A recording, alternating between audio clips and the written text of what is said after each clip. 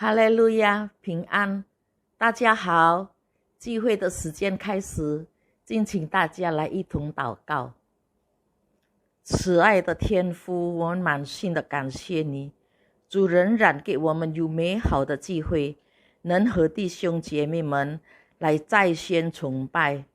求你使我们更加渴慕去寻求、学习和了解主的旨意，明白你的智慧，帮助我们在基督的恩典中刚强起来，使我们能忠心的侍奉你，更加渴望服侍主的工作，讨主的喜悦。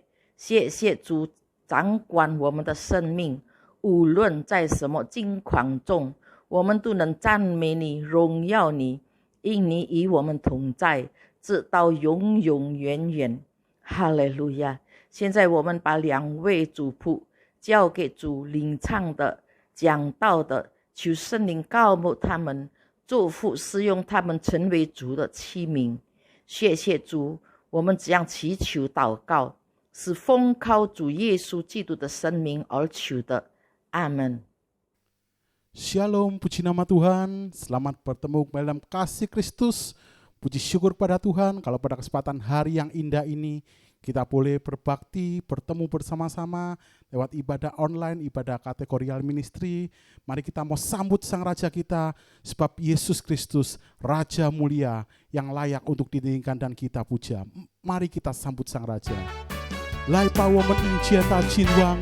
Mari bersama-sama kita mau berikan sorak-sorai kemuliaan, tepuk tangan yang paling dahsyat, yang paling meriah buat Tuhan Allah kita yang luar biasa. Haleluya. 来吧，我们迎接大君王。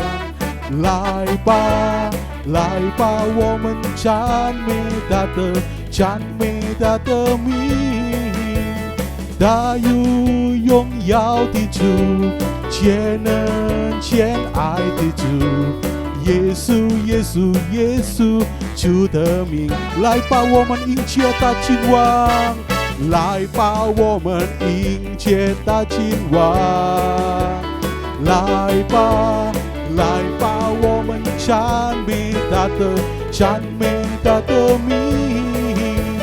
大有荣耀的主，全能全爱的主，耶稣，耶稣，耶稣，主的名。赞美和撒那，赞美和撒那。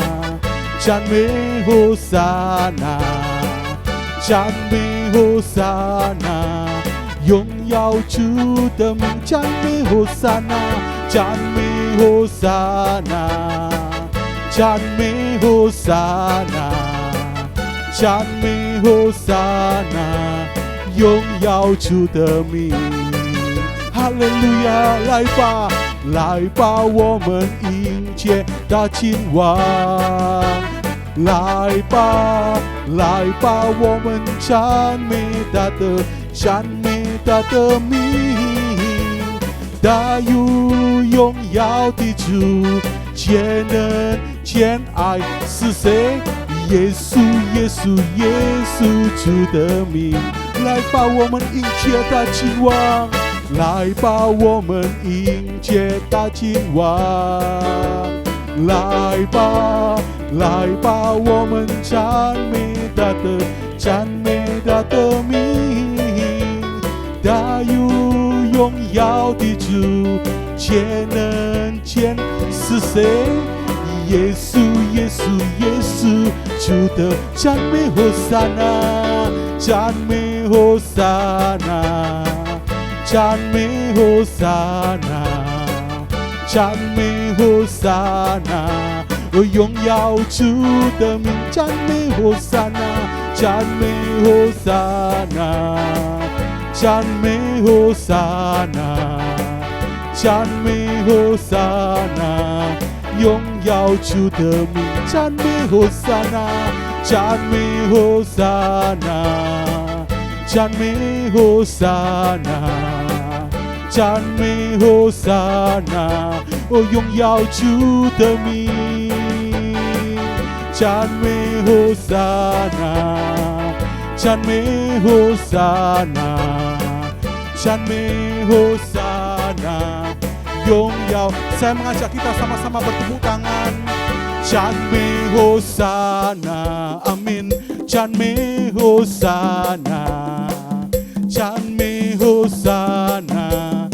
荣耀主的名。赞美Hosana. 赞美Hosana. 赞美Hosana. 荣耀主的名。赞美Hosana. 赞美Hosana. 赞美Hosana. 荣耀主的名。阿门。赞美Hosana. 赞美Hosana. 赞美Hosana. 荣耀主的名。荣耀主的名。荣耀主的名。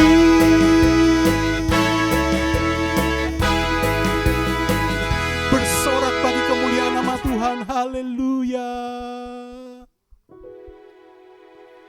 Puji syukur kami naikkan kehadirat-Mu Tuhan. Biar Allah Roh Kudus yang akan menjamah setiap kami pada pagi hari ini. Kami rindu mendengarkan berita firman-Mu Tuhan. Mari urapi kami dengan Roh Kudus-Mu. Naungi kami dengan kepak sayap-Mu Tuhan. Kami rindu berada di dalam hadirat-Mu yang kudus. Haleluya.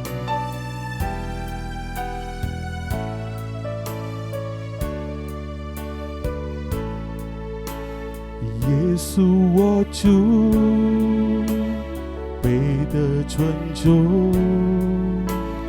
荣耀和全能在天上的主，大义之下宝贵神灵，是我的力量，随时的帮助。我何等渴慕，能一生与你同行，直到永远。亲爱主圣灵，充满我的心，你恩膏浇灌我灵，何等渴慕你，点进你心意，追逐在你同在里。Mari kita naikkan pujian ini dengan lebih sungguh lagi. Yesus我主，耶稣我主，耶稣我主，配得尊重，荣耀和全能在天上的主，大义之下，大义之下，宝贵神灵，宝贵神灵，是我的力量，随时的帮助。我何等渴慕，能一生与你同行，直到永远。亲爱主圣灵，亲爱主圣灵，充满我的心，你恩膏浇灌我灵，何等渴慕你，何等渴慕你，点进你心意，追逐在你同在里。亲爱主圣灵，亲爱主圣灵，充满我的心，你恩膏浇灌我灵，何等渴慕你，何等渴慕你，点进你心意，追逐在你同在里。Dengan lebih sungguh lagi, 亲爱主圣灵，亲爱主圣灵，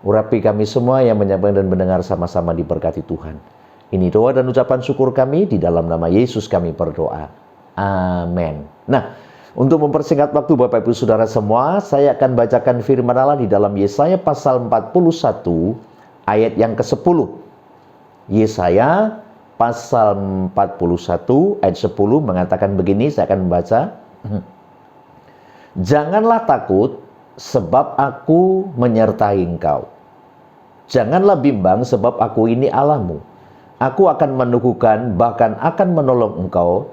Aku akan memegang engkau dengan tangan kananku yang membawa kemenangan. Amin. Nah, Bapak Ibu Saudara yang kasih Tuhan, tidak menutup kemungkinan memang kondisi sekarang ini banyak orang mengalami ketakutan. Termasuk saya sendiri takut. Tapi ketika saya mengalami ketakutan, ternyata Tuhan ingatkan firman ini. Makanya salah satu resep untuk kita supaya nggak takut, Alkitab memberi contoh dan teladan buat kita di dalam Yesaya ini. Apa itu? Ingat Tuhan. Ingat apa? Bahwa Tuhan akan menyertai kita. Sekali lagi, kalau Tuhan menyertai kita, kita akan mengalami hal-hal yang ajaib yang tidak pernah saudara dan saya pikirkan. Kenapa? Karena memang Tuhan itu ajaib. Tuhan itu luar biasa, pekerjaannya, jalannya itu sempurna. Nah, hari ini Bapak Ibu Saudara, apa yang saudara takutkan? Mungkin ekonomi kita tambah berkurang, kesehatan kita tambah merosot. Mungkin selama ini kita dapat bantuan dari anak, dari mantu, dari cucu. Dan ternyata kondisi sekarang ini mulai berkurang. Ingat baik-baik, semua mendatangkan kebaikan. Ada kalanya kondisi yang sulit ini, sekali lagi ini bukan kebetulan. Sebab semua di dalam Tuhan itu terjadi seizin Tuhan. Dan itu mendatangkan kebaikan bagi kita semuanya. Nah, sekali lagi, kenapa semua terjadi seperti begini? Karena Tuhan punya cara, Tuhan punya tujuan supaya anak-anak Tuhan kembali menghadap ke atas. Masih ada Tuhan. Makanya hari ini jangan takut. Bagaimana caranya? Saya senang di dalam Mazmur pasal yang pertama mengatakan begini.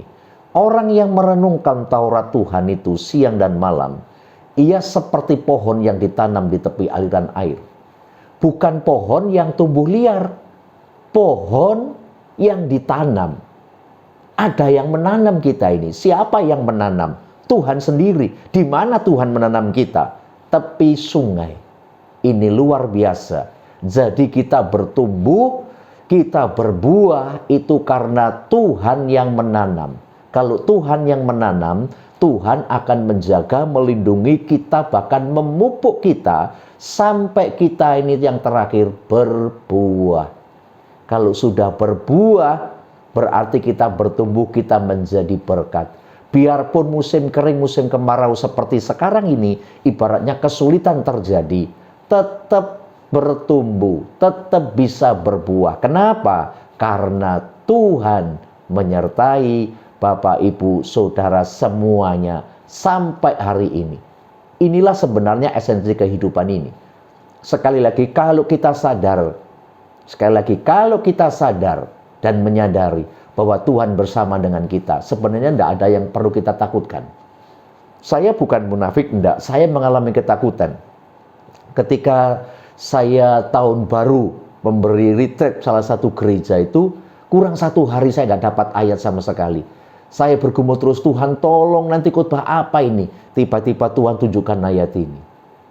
Ternyata Tuhan kita itu luar biasa. Nah, saya masih ingat ada 2 di dalam perjanjian lama, yaitu namanya Yusuf dan Daud. Alkitab mengatakan begini, Daud disertai Tuhan sehingga berhasil. Yusuf disertai Tuhan sehingga berhasil. Ternyata ketika berhasil, Alkitab mencatat bukan karena Yusuf, bukan karena Daud, tapi karena campur tangan Tuhan. Jadi apapun keadaan kita seperti Yusuf misalnya, biarpun ada di sumur, kondisinya sepertinya rencana Tuhan gagal. Tidak bisa. Tidak ada seorang pun yang bisa menggagalkan rencana Tuhan. Biarpun dalam kondisi yang sulit, dijual, diperlakukan tidak baik, direndahkan, percayalah rencana Tuhan tidak pernah bisa gagal. Biarpun ada orang yang menyulitkan kita, membuntu mungkin pekerjaan kita, berkat kita. Percayalah, campur tangan Tuhan itu tidak pernah lepas dari saudara dan saya. Dan ternyata betul Alkitab ngomong begini, apa keberhasilan Yusuf? Ini yang saya senang. Bukan saja Yusuf jadi orang kedua, kalau saudara baca baik-baik di dalam Kejadian pasal 50 itu mengatakan begini, engkau mereka-rekakan yang jahat, dan Yusuf mengatakan, tapi Tuhan menjadikan baik. Apalagi, ternyata Yusuf bilang begini, sekarang keluarga, anak famili, dia yang nanggung, Yusuf yang nanggung. Ini yang saya senang. Apa keberhasilannya? Saya boleh mengambil kesimpulan, Yusuf punya karakter yang ciamik, punya karakter yang bagus, yang luar biasa. Ini yang jarang didapat hamba Tuhan. Yusuf punya kesempatan membalas dendam, tapi dia tidak membalas dendam. Biarpun kakaknya menyakiti, dia tidak mau balas dendam. Ini yang paling bagus. Jadi Bapak Ibu Saudara, kalau ada orang menyakiti saudara, suami, mungkin anak, mungkin istri, mungkin mantu, mungkin cucu, mungkin pemimpin kita, sekali lagi, jangan balas. Itu dipakai Tuhan untuk menggosok kita, memproses kita, supaya kita punya watak karakter yang ciamik, yang luar biasa. Dan ternyata betul, pembalasan itu bukan karakternya anak Tuhan. Tidak. Karakternya anak Tuhan selalu berbuat baik dan berbuat baik. Sekali lagi, bukan pencitraan, bukan cari pujian diri, tetapi supaya nama Bapa di surga dipermuliakan. Jadi hari ini tidak boleh takut ya. Bagaimana caranya supaya nggak takut? Ingat firman Allah. Maka ini perlu membaca, perlu merenungkan, perlu dengar firman supaya ingat. Sekarang yang kedua, Alkitab mengatakan begini, mengapa tidak boleh takut? Karena Tuhan akan menolong kita. Hidup di dunia ini memang banyak masalah. Semua orang punya masalah. Tidak ada yang tidak. Alkitab mencatat semua murid Tuhan punya masalah. Tapi ini yang saya senang. Selain Tuhan tidak meninggalkan kita, selalu menyertai kita, dan ini yang saya senang, Tuhan selalu menolong kita. Saya ulangi lagi, Tuhan selalu menolong kita. Di situasi yang sulit apapun, kerja Tuhan, campur tangan Tuhan selalu menyertai kita. Saya masih ingat dapat WA itu. Ada dua yang saya dapat informasi ini. Kesaksiannya hampir sama tapi daerahnya berbeda. Yang satu di Kediri, yang satu lagi ada di Sumatera ini. Saya mengulangi sebentar ini. Bapak ini penjual tahu. Setiap hari berdoa.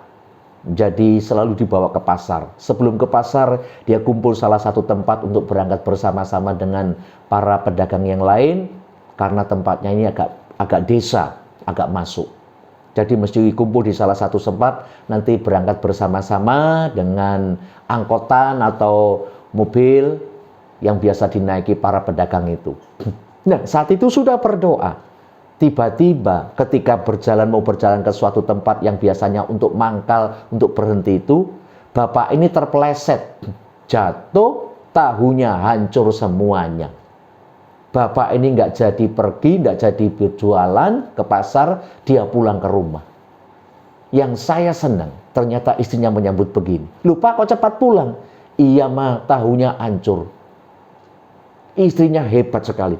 Istrinya menghibur begini. Tuhan punya rencana yang baik. Coba kalau istri nggak takut sama Tuhan. Makan Nita, kalau jalan tuh hati-hati. Waduh. Tetapi ini istri yang baik. Dia bilang, Pak, Tuhan punya rencana yang baik. Ternyata betul. 1 jam dia dengar berita. Semua temannya yang berkumpul tadi di salah satu tempat mau berangkat ke pasar. Ternyata mobilnya masuk jurang, semuanya meninggal. Satu pun tidak ada yang hidup. Ternyata Tuhan punya rencana yang baik. Bapak ini jatuh terpeleset. Supaya apa? Melihat kemuliaan Tuhan. Bukan itu saja. Ternyata 1 jam setengah. Diketuk pintunya. Pak. Bapak ini kaget. Ada apa? Pak, apa punya tahu yang rusak, tahu yang hancur ya? Bapak ini tambah penasaran. Loh kenapa kok cari tahu yang hancur, tahu yang rusak? Ternyata bapak cerita begini. Saya mau cari tahu yang hancur, yang rusak ini untuk tambahan makanan babi. Menurut kita tidak ada yang mau tahu yang rusak, tahu yang hancur itu. Menurut kita, menurut manusia. Tapi menurut Tuhan, sesuatu dijadikan baik. Makanya Tuhan itu selalu menolong kita semua. Kalau kita sampai hari ini, sekali lagi itu karena campur tangan Tuhan. Bukan karena kita olahraga, bukan karena kita pakai masker, bukan karena kita pakai hand sanitizer atau minum vitamin. Enggak, karena Tuhan menolong kita semuanya. Sekarang yang terakhir, Alkitab mengatakan begini, Dia akan memegang tangan kita yang membawa kemenangan. Bapak Ibu, kita ingat ke belakang sebentar. Orang kalau jatuh cinta, orang kalau pacaran, atau kemanten muda lah. Sebenarnya bukan kemanten muda saja. Ya. Kalau sudah suami istri, kadangkala kita itu memegang istri kita atau suami kita. Untuk apa sih? Kalau suami memegang istri bukan saja menjaga, melindungi. Tapi sebenarnya satu yang paling penting, apa itu? Mengasihi. Jadi Tuhan itu memegang tangan kita karena Tuhan itu mengasihi kita. Bukan sekedar menjaga, melindungi, dan memberkati kita, mengasihi kita. Makanya Tuhan memegang kita itu, Tuhan pengen kita itu merasakan kasihnya Tuhan. Kalau sampai hari ini ada, itu karena Tuhan memegang kita, mengasihi kita. Tuhan pengen kita ini menyadari. Makanya kalau kita tahu kita itu sangat dikasihi Tuhan, kita tidak akan takut. Saya ngomong bukan sok rohani, sok hebat, enggak. Apapun yang terjadi, kalau Tuhan selalu bersama dengan kita akan melihat hal-hal yang ajaib yang tidak pernah saudara pikirkan. Karena situasi seperti ini, karena Tuhan pengen buat kejutan buat saudara dan saya. Apa itu? Hal yang ajaib yang akan kita nikmati. Jadi firman Allah hari ini, Bapak Ibu Saudara semua, jangan takut. Saya mengalami ketakutan yang luar biasa sebenarnya. Karena saya bulan 3 itu mengalami kena sakit tipes. Saya takut. Tuhan, ya apa, istri tidak kerja, makan apa nanti, bagaimana ini? Biaya kuliah 2 anak cukup mahal karena semua masuk desain interior, harus bayar, tidak ada diskon. Saya pengen kerja, ternyata ketika saya punya keinginan itu, saya jatuh sakit dan saya tidak bisa berbuat apa-apa. Ketika saya mengutarakan keinginan saya, Tuhan saya pengen kerja, Tuhan bilang duduk diam. Saya pengen kerja Tuhan, duduk diam. Saya pengen kerja, duduk diam. Dan saya menurut. Dan ternyata betul ketika saya duduk berdiam menikmati. Saudara, pemeliharaan Tuhan luar biasa. Tidak pernah terpikirkan. Sekali lagi ternyata berkat Tuhan jauh lebih banyak yang saya terima ketika saya duduk diam di kaki Tuhan. Maka ini betul. Orang yang mengandalkan Tuhan, orang yang duduk diam di kaki Tuhan, tidak akan pernah kekurangan sesuatu yang baik. Jadi hari ini Bapak Ibu Saudara semua, apa yang saudara takutkan? Ingat firman Allah ini. Tuhan menyertai, Tuhan menolong, bahkan Tuhan sangat mengasihi kita. Amin. Kita tundukkan kepala, kita akan datang dan berdoa kepada Tuhan. Terima kasih Tuhan Yesus. Hari ini Tuhan mengingatkan kami kembali. Supaya kami tetap tegak berdiri. Bukan karena kami hebat, tapi karena kami berharga di mata Tuhan. Engkau sudah menebus kami. Engkau pasti akan menolong kami. Bahkan Engkau akan menjaga, melindungi kami. Kasih-Mu, anugerah-Mu, kesetiaan-Mu sampai berlalu ini Tuhan. Terima kasih kalau hari ini kami masih ada. Terima kasih belajar firman-Mu. Ini anugerah yang besar buat kami. Terima kasih. Terima kasih. Ini doa dan ucapan syukur. Di dalam nama Yesus kami berdoa. Amin.